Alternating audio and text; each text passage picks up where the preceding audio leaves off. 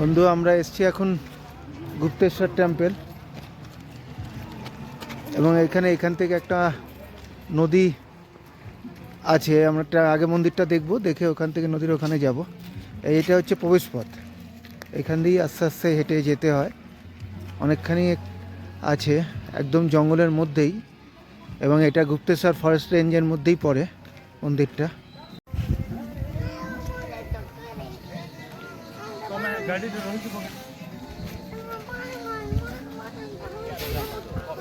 Local স্থানীয় লোকেরা, আদিবাসী লোকেরা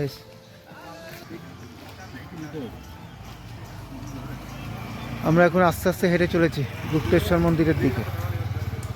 রাস্তার দুদিকেই স্টল আছে, এরকম স্থানীয় লোকজনরা স্টলে বসে এই যে ধুনো ধুনো বিক্রি হচ্ছে।